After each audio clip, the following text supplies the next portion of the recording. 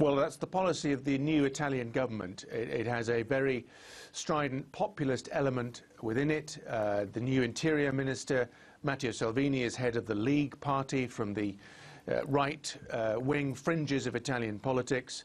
This is what they threatened they would do, and they have coalesced their tough immigration policy on stopping or refusing entry to Italian ports for the vessels that have been patrolling the Mediterranean, seeking to rescue migrants and refugees, and then bringing them to Italian ports, because Italy, if you like, is a victim of its geography. It's the largest country closest to the so-called Western Mediterranean traffic of migration. And what the Italian government is now saying is that it will not accept cargoes, if you like, of migrants, human cargoes, rescued by these NGO and charity ships. While it will continue to participate in a European Union operation, its naval vessels, its Coast Guard vessels are continuing to do that job. They will be allowed in. This is a stated policy. We saw it last week with the Aquarius ship, which then had to go to Spain. And now this week it's a different story with a different ship, the MV Lifeline, operated by a similar NGO charity trying to rescue these people.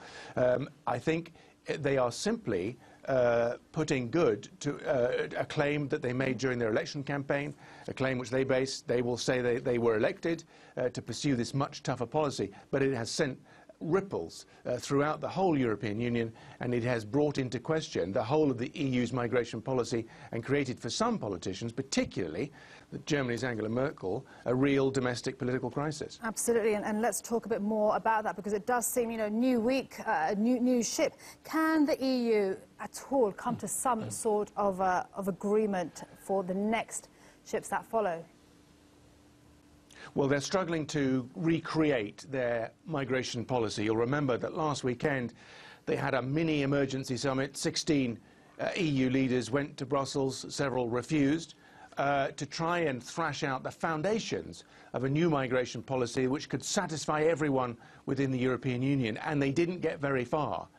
Angela Merkel, remember, comes to this next Leaders' Summit, which starts tomorrow in Brussels, with a real domestic political crisis. She has a junior coalition partner, which, like many others across Europe, is getting increasingly hard line on immigration.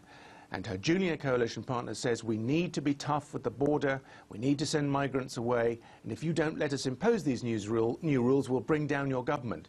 So European Union leaders, whilst the numbers of migrants coming to Europe is significantly lower than last year, and much, much lower than at the crisis point in 2015, which began this whole crisis, when over 1 million people managed to get into Europe. But the domestic political landscape for all of these EU leaders is now much more difficult to manage. All over Europe, this migration issue has created a surge in populist politics, mostly on the right wing, sometimes on the left. And that is giving the leaders who attend this summit in Brussels tomorrow a real political headache. And when it comes to creating a new set of rules that all of these leaders, all of these countries can agree to, it's getting increasingly difficult.